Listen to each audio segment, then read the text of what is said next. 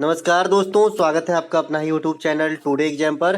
दोस्तों आज है आपका 11 मई 2023 और आज जो है एमटीएस का एग्जाम था। सेकेंड शिफ्ट की एग्जाम समाप्त हो गई है। सेकेंड शिफ्ट के एग्जाम में जीके और इंग्लिश के सेक्शन से जो भी प्रश्न पूछे गए सभी प्रश्नों को लेकर आ गया हूँ। इंग्लिश कहने का मतलब है जो वर्ड पूछा गया, जो antonym, synonym, one word substitution वगैरह आए वो सब भी प्रश्न प्राप्त हो गए हैं। तो चलिए दोस्तों शुरू कर लेते हैं आज का ये वीडियो। जैसा कि दोस्तों आप जानते हैं मैं एनालिसिस के साथ साथ आपको point two point extra fact दूंगा जो आपके सभी एग्जाम, चाहे तो आप सीजीएल की तैयारी करते हो या फिर किसी भी एग्जाम की तैयारी करते हो जहां पे जीके जीएस पूछे जाएंगे, आपके लिए काफ़ी लाभदायक ही रहने वाला है। तो चलिए शुरू कर लेते हैं आज का ये वीडियो।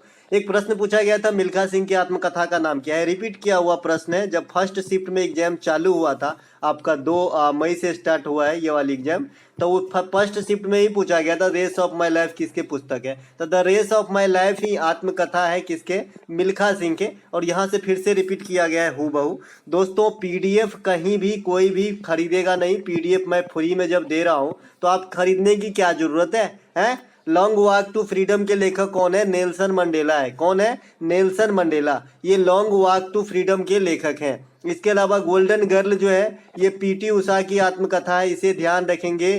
पीटी उषा को पयोल्ली एक्सप्रेस कहा जाता है, पीटी उषा को उड़न परी भी कहा जाता है, तो ये बात भी ध्यान रखेंगे।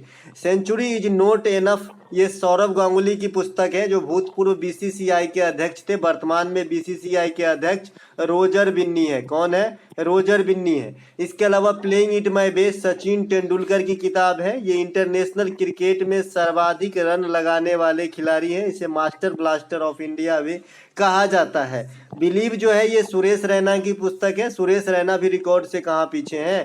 ये क्रिकेट के तीनों फॉर्मेट में, तीनों फॉर्मेट कहने का मतलब आप समझ गए होंगे, क्रिकेट तो सभी खेलते हैं भाई। T20 हो गया, टेस्ट हो गया और 50-50 वाला, तीनों फॉर्मेट में शतक लगाने वाले प्रथम भारतीय आपका सुरेश रैना है ना? तो इनको भी ध्यान रखेंगे। इसके अलावा 281 एंड बियॉन्ड के लेखक बीवीएस लक्ष्मण है।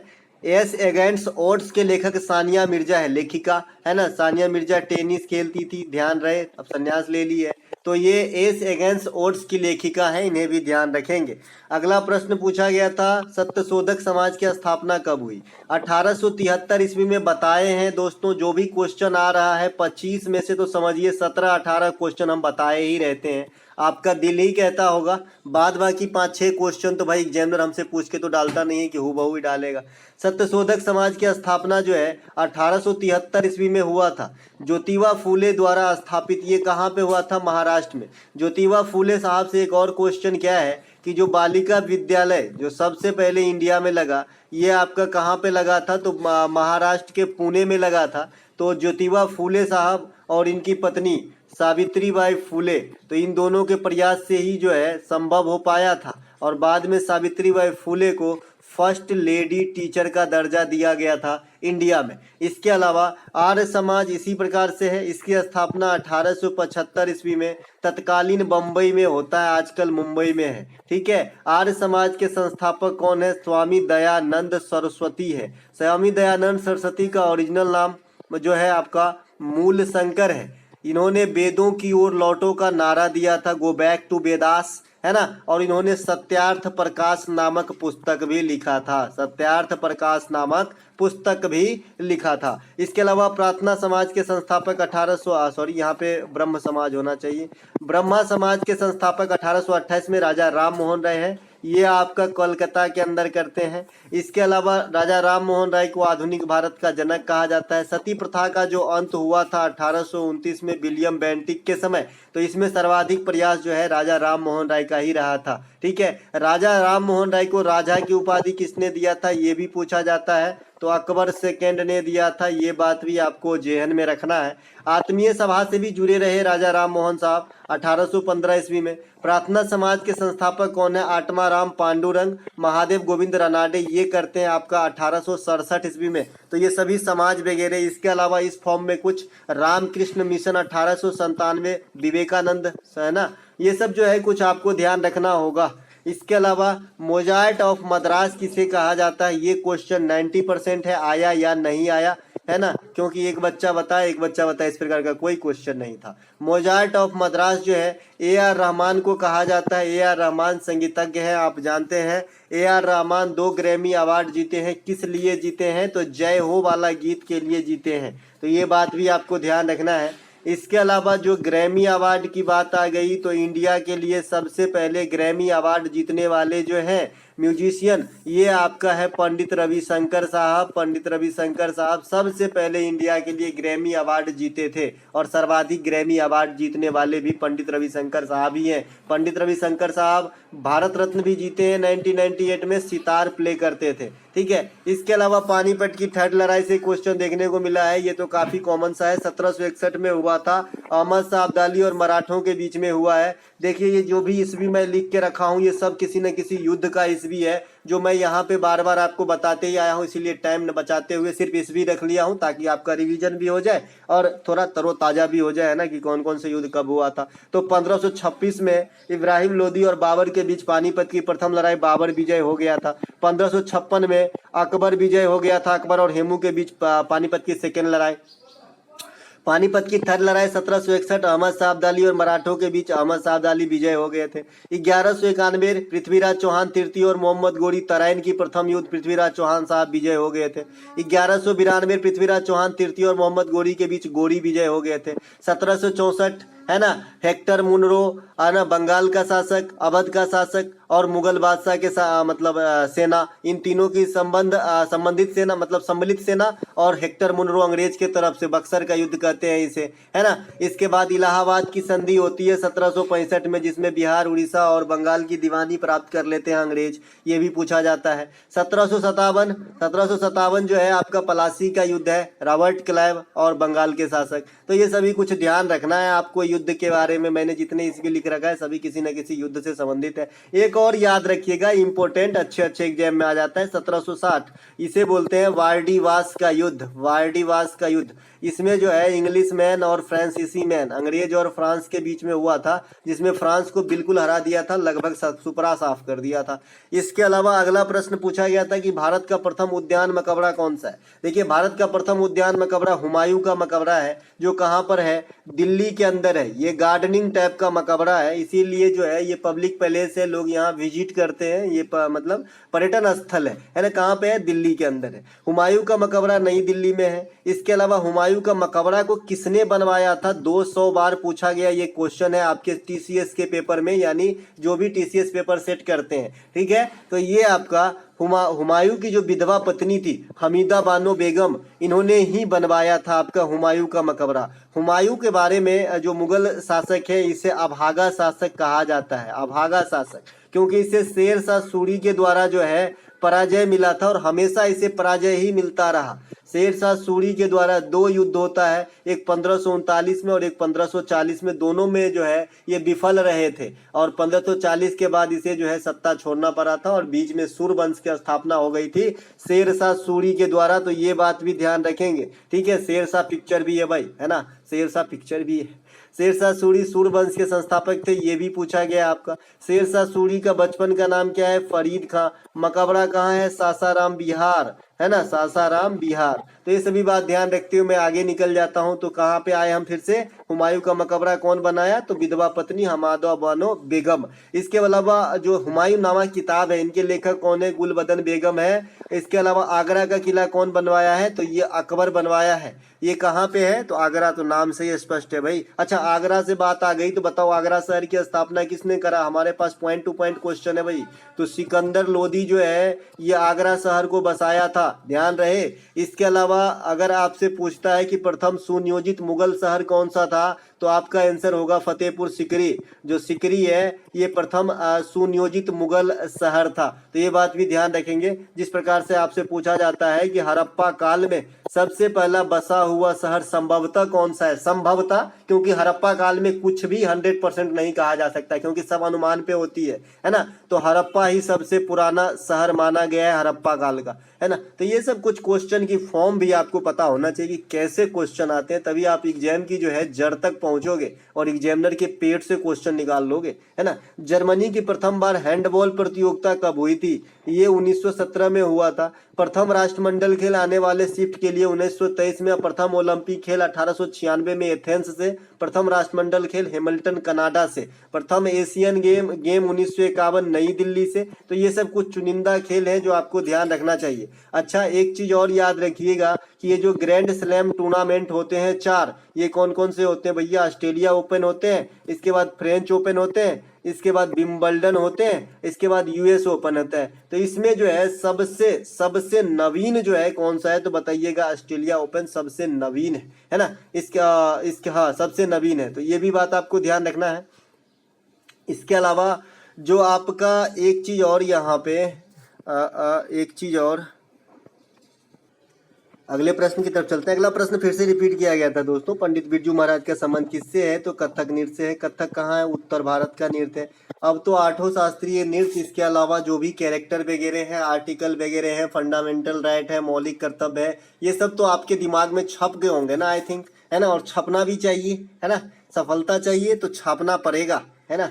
कथक जो है ये उत्तर भारत की नृत्य है। इसी प्रकार से कथकली है, कथकली जो है ये आपका केरला का है। देखिए मैं शास्त्रीय नृत्य को कैसे फ्लो में बोलता हूँ, आप भी बोले।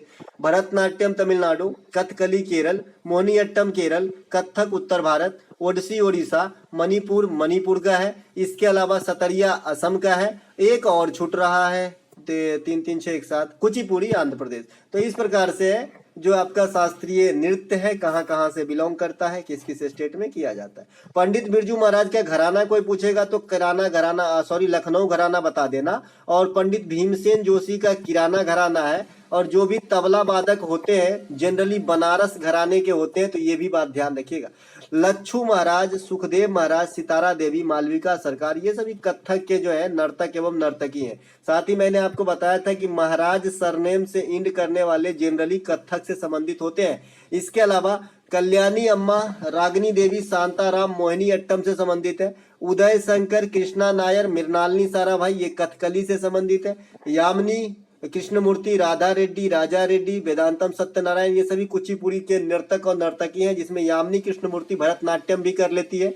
इसके अलावा सुजाता महापात्रा, और इसके अलावा गुरु केलुचरण महापात्रा, सोनल मानसिंह, संयुक्ता पन्नीगिरी, ये सभी ओडिसी से संबंधित है। देखिए मैंने आपको कुछ क्लू बताया है। झावेरी बहन जो है मणिपुरी से है, आपको इसे याद कैसे रखेंगे? जो झावेरी बहन है वो सिंह सरनेम है, जनरली मणिपुरी से होती है। महाराज सरनेम जो है ये जनरली कथक से होती है। रेड्डी फैमिली जो है ये आपका जो है कुचिपुड़ी से होती है। तो ये सभी बातों को ध्यान रखते हुए मैं आगे निकल जाता हूँ, ठीक है।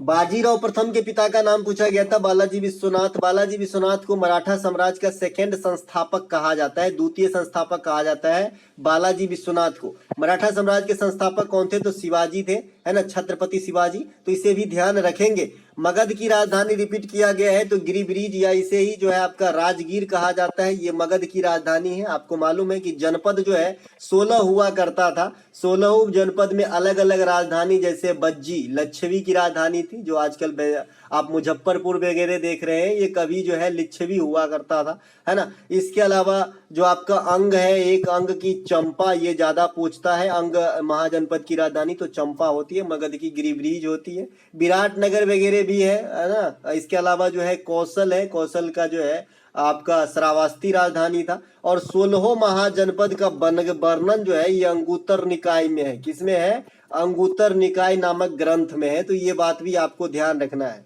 इसके अलावा निम्नलिखित में से किससे ताप मापते हैं? ऑप्शन में थर्मामीटर दिया था, ऑप्शन अकॉर्डिंग टू थर्मामीटर ही राइट आंसर होगा। आने वाले शिफ्ट के लिए जो हाईयर टेम्परेचर आप मापते हैं, बोलो क्या हुआ? जो हाईयर टेम्परेचर मापते हैं ये पैरोमीटर से मापते हैं। पैरोमीटर, है ना, जो ना सोचा, पैरोमीटर से मापते हैं। जो मतलब हाईयर टेम्परेचर, जैसे सूर्य का टेम्परेचर या फिर जो अत्यधिक टेम्परेचर होती है, ये पैरोमीटर से मापते हैं। पायरो शब्द ही अपने आप में जो है टेम्परेचर या ताप से संबंधित है। अगर आप एसएससी की तैयारी करते हैं तो रूट वर्ड जरूर पढ़ते होंगे। इसके अलावा विद्युत धारा का मापन जो होता है ये अमीटर से होता है, आज ही बताया था। और विद्युत धारा को हम एम्पियर से डिनोट करते हैं। अच्छा, टेम्परेचर को हम किस में मापते हैं भाई? मात्रक क्या होता है? तो केल्विन भी होता है, सेल्सियस भी होता है और फ़ारेनहाइट भी होता है। ये एक दूसरे को इंटरचेंज करना भी आना चाहिए, खास करके बॉडी के टेम्परेचर के रिगार्ड में। आपसे पूछ देता है कि शरीर की टेम्परेचर कितनी होती है, आपने याद करके रखा है लगभग 37 डिग्री सी। और हमें जो है केल्विन में दिया है, फ़ारेनहाइट में दिया है, तो ये चेंज करना आना चाहिए। तो कम से कम इसका जरूर याद रखें, ऐसे फार्मूला होता है ना। लेकिन जो 37 डिग्री सी है इसमें 273 ऐड करेंगे, मेरे ख्याल से 310 हो जाएगा। तो इतना केल्विन, यानी 1 डिग्री को 274 केल्विन आप लिख सकते हो, 273 ऐड करना है तो केल्विन में चेंज हो जाता है। फ़ारेनहाइट के लिए फार्मूला है ना, ये वाला C-32/9, ये वाला है ना, आप लोग जानते ही होंगे। इसके अलावा जो बॉडी का टेम्परेचर होता है 98.8 के समथिंग जो है फ़ारेनहाइट होता है। तो ये बॉडी की टेम्परेचर बताया मैंने। इसके अलावा हवा की गति मापने के लिए एनीमोमीटर, एनीमो शब्द ही अपने आप में जो है आपका हवा से संबंधित होता है, रूट वर्ड है, तो एनीमोमीटर का प्रयोग किया जाता है। इसके अलावा दूध की शुद्धता मापने हेतु लैक्टोमीटर, लैक्टो शब्द जो अपने आप में है दूध का रूट वर्ड है, जैसे लैक्टोमीटर। लैक्टोबैसिलस का नाम आपने सुना होगा, जो बैक्टीरिया होता है जो दही जमाता है, लैक्टोबैसिलस है ना, दही जमाने के लिए। गाड़ियों में स्पीड मापने के लिए स्पीडोमीटर का प्रयोग करा जाता है। एक टैकोमीटर भी होता है जो रोटेशन को मापता है। टैकोमीटर जो होता है ये रोटेशन को मापता है कि भाई कितनी दूरी तय करा, है ना।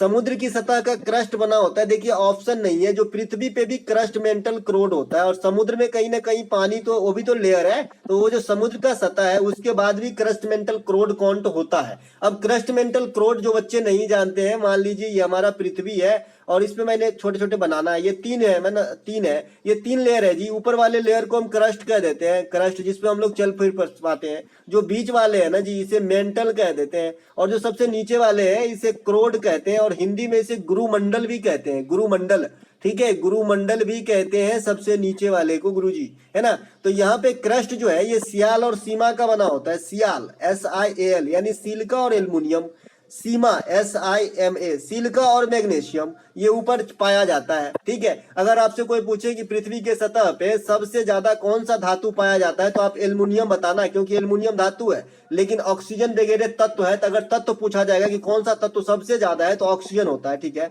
ये पृथ्वी के सतह पे। तो ये तो पृथ्वी के रिकॉर्ड में है। और अगर गुरुमंडल यानी क्रोड में पूछे तो नीफे होता है, निकेल और फेरस होता है, ठीक है, नीफे, निकेल और फेरस। लेकिन यहाँ पे महासागर वाला पूछा और मेरे पास ऑप्शन भी नहीं है, तो आई थिंक मैं इसका जवाब देने में अभी जो है झिझक रहा हूं। मैं आपको इसका जवाब जो है बाद में दूंगा, क्योंकि मुझे यहाँ पे ऑप्शन के बिना इसका जवाब सटीक नहीं दे सकता, क्योंकि कहीं भी कोई भी क्रस्ट पे एक चीज ही नहीं पाई जाती है, वो प्रायोरिटी देखी जाती है कि कौन सी ऑप्शन में सटीक बैठता है, क्योंकि पाए तो बहुत सारे चीज जाते हैं छोटी छोटी मात्रा में, है ना। चलते हैं आगे।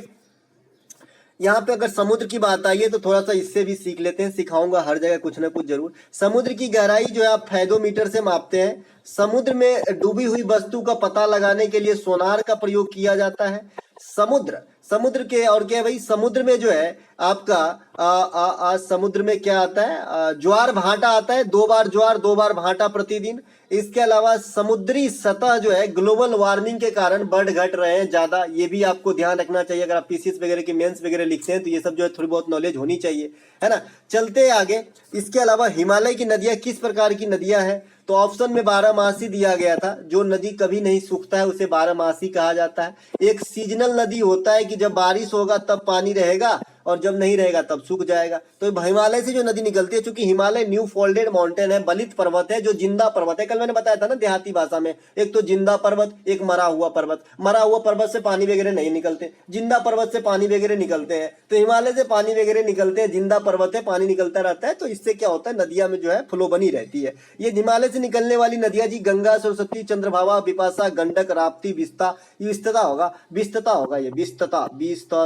है ना। तो ये सभी जो है हिमालय की नदियां हैं। हिमालय सर्वाधिक नवीन बलित पर्वत है। सभी पर्वतों में जो भी आजकल पर्वत देख रहे हैं, इसमें न्यू फोल्डेड माउंटेन में हिमालय सबसे बच्चा पर्वत है जी, एकदम जवान है, गबरू। इसके अलावा हिमालय की सबसे उत्तरी भाग को ट्रांस हिमालय कहते हैं, जो कल पूछा गया था, लेकिन ऑप्शन में आपका इनर दिया गया था, यानी आंतरिक हिमालय दिया गया था जी, आंतरिक हिमालय, ठीक है। अब यहाँ पे थोड़ा सा जाल को समझ लीजिए, तो कल वाला आंसर आप बना देंगे। मैंने जवाब दिया था, है ना, मैंने जवाब वहां पे दिया था, कमेंट करके एक बच्चा पूछा था। देखिए सबसे दक्षिण, मान लीजिए ये हमारा उत्तर दक्षिण है जी, यहाँ पे है ट्रांस हिमालय। ट्रांस हिमालय के जस्ट उत्तर साइड यानी जस्ट बगल में ये है आपका हिमानी, या आंतरिक हिमालय इसे ही कहते हैं, या बृहत हिमालय इसे ही कहते हैं। बृहत मतलब बड़ा होता है ना। तो ये सबसे उत्तर पूछा गया था कल, माफ कीजिएगा, एक सेकेंड, कुछ गलती हो रही है, एक सेकेंड, यहाँ पे दिशा ही उल्टा हो गया भाई।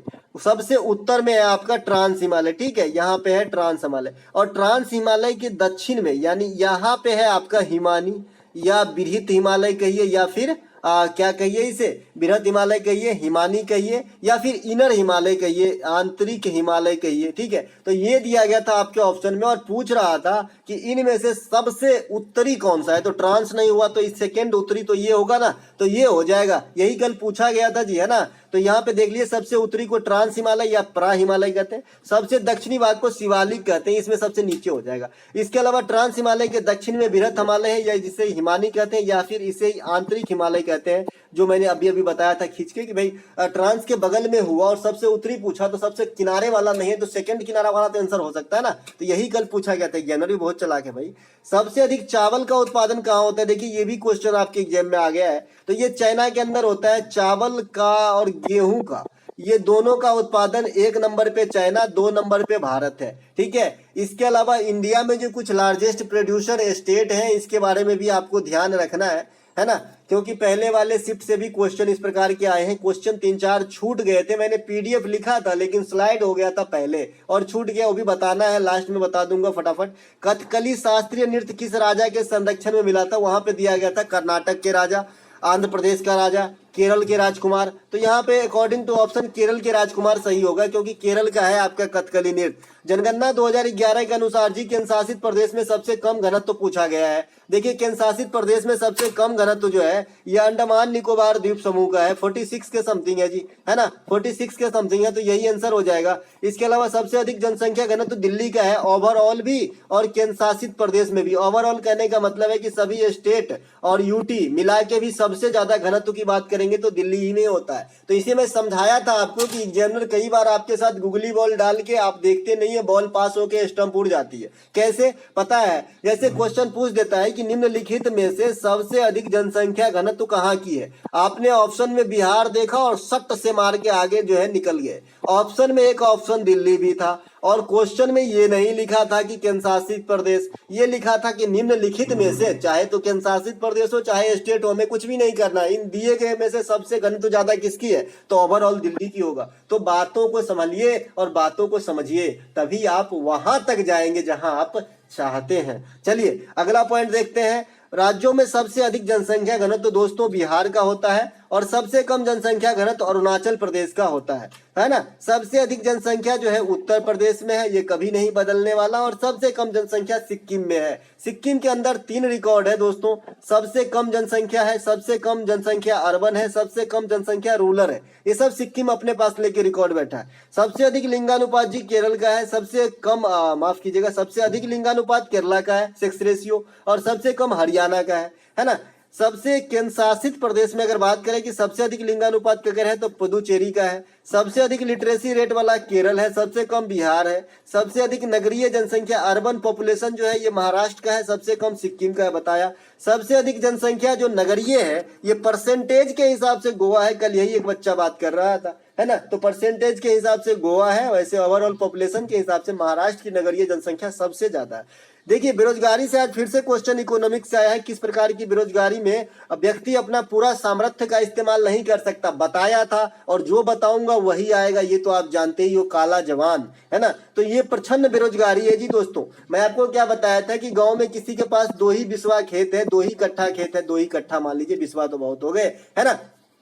वो आदमी क्या करता है, सवेरे उठ के खेत में जाता है, काम करके शाम को घर के आता है, इसका पर डे का काम है। अब उसके पास सामर्थ्य है कि ऐसे ऐसे अगर 20 बिस्वा होता फिर भी वो संभाल लेता, लेकिन उसके पास मजबूरी है, न तो खेत है उसके पास ज्यादा और न अगल बगल में कोई रोजगार है कि पार्ट टाइम रोजगार भी करे जिससे उसका दिनचर्या चले, तो उसके पास मजबूरी है। इसे प्रच्छन्न बेरोजगारी कहते हैं। जो आदमी रोजगार में तो लगा हुआ है लेकिन सामर्थ्य से कम, उसको लगता है कि मैं रोजगार पूर्ण हूं, लेकिन वो वास्तव में हो रहा होता है बेरोजगार, तो इसे कहते हैं प्रच्छन्न बेरोजगारी। और जो बेरोजगारी देखिए मंदी के कारण उत्पन्न होता है ना, ये पूछा गया था आपको कि जो अर्थव्यवस्था में उतार चढ़ाव या मंदी वगैरह के कारण जो आ जाता है, ऐसे बेरोजगारी को हम चक्रीय बेरोजगारी कहते हैं। इसके अलावा जो कुछ दिनों के लिए बेरोजगारी उत्पन्न होता है, इसे हम मौसमी बेरोजगारी कहते हैं। जैसे कल बताया था, यही कृषि का उदाहरण ले लीजिए कि कोई आदमी प्राचीन ढंग से कृषि कर रहा है, तो उसके पास ना ट्यूबवेल है, ना पानी देने का सुविधा है, ना कुछ, प्रकृति पे डिपेंडेंट है पूरा।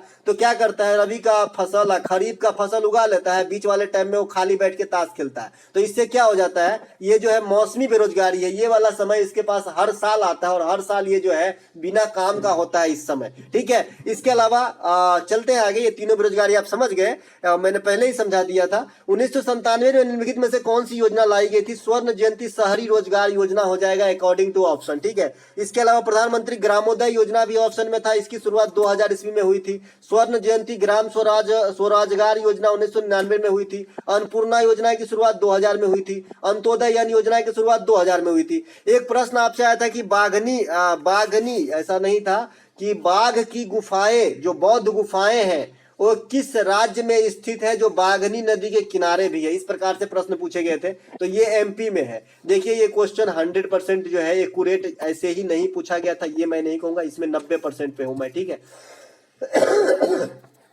तो जिनका एग्जाम था बताइएगा कि ये क्वेश्चन क्या था एक्चुअली में। ठीक है, इसके अलावा मध्य प्रदेश में आपका भीमबेटका की गुफाएं है, मध्य प्रदेश एक सेकेंड।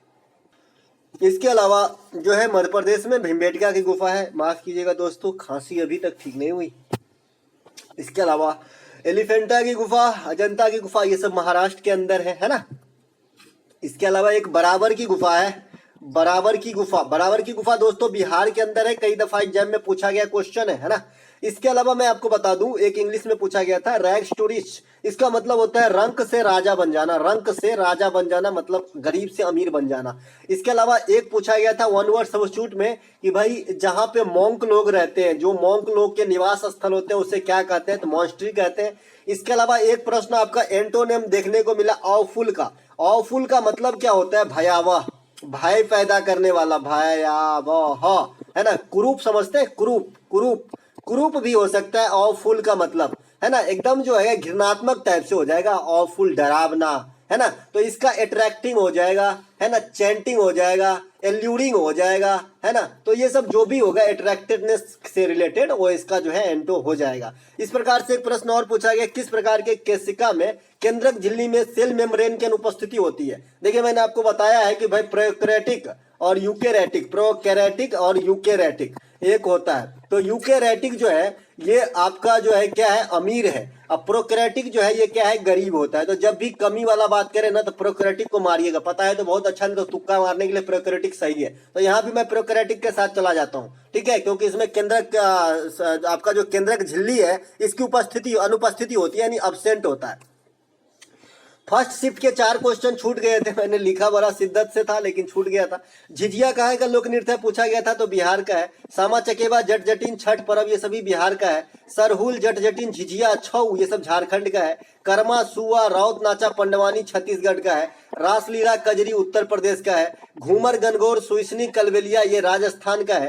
रंगोली, गुड़ी पाड़वा, तमाशा, लावनी, कोली, लेजीम ये सभी महाराष्ट्र के हैं। दोस्तों ये फर्स्ट शिफ्ट का है, इसीलिए बिना समझाए आगे निकल रहा हूं, क्योंकि सेकेंड शिफ्ट वाले गुस्सा करेंगे, है ना। इसके अलावा कहां पर शुष्क मरुस्थल पाया जाता है? ऑप्शन में था दक्षिण, दक्षिण पूर्व, उत्तर। मैं इस क्वेश्चन के लिए दक्षिण जाता हूं आंसर के लिए। आप लोग बताइएगा कि फर्स्ट शिफ्ट में क्या मारे थे, क्योंकि अटाकामा मरुस्थल जो है ये दुनिया की सबसे शुष्क मरुस्थल है, जो चिली में है और दक्षिणी अमेरिका महादेश में है। तो मैं दक्षिण ही जाऊंगा। विश्व की सबसे बड़ी मरुस्थल सहारा है, जो उत्तरी अफ्रीका में है। भारत की सबसे बड़ी मरुस्थल थार है, जो आपका राजस्थान में है। और एशिया की सबसे बड़ी मरुस्थल मंगोलिया है, जो आपका मंगोलिया में है। कौन सा? वो एक मिनट, गोबी है ना, गोबी ये मंगोलिया में है। इसके अलावा सुनहरा रेशा किसे कहा जाता है, ये पूछा गया था फर्स्ट शिफ्ट में, तो गोल्डन फाइबर कहा जाता है। जूट को बताया था मैंने प्रैक्टिस सेट के दौरान। इसके अलावा जूट की सर्वाधिक उत्पादन भारत में, तत्पश्चात बांग्लादेश में होता है। सैयद वंश के संस्थापक भी पूछे गए थे। प्रथम शिफ्ट में खिज्र खां है, इसकी शासन अवधि 1414 से 1451 तक रहा था। दिल्ली सल्तनत में 5 वंशों ने शासन किया था, गुलाम खिलजी, तुगलक, सैयद लोदी, और ये 1206 से लेकर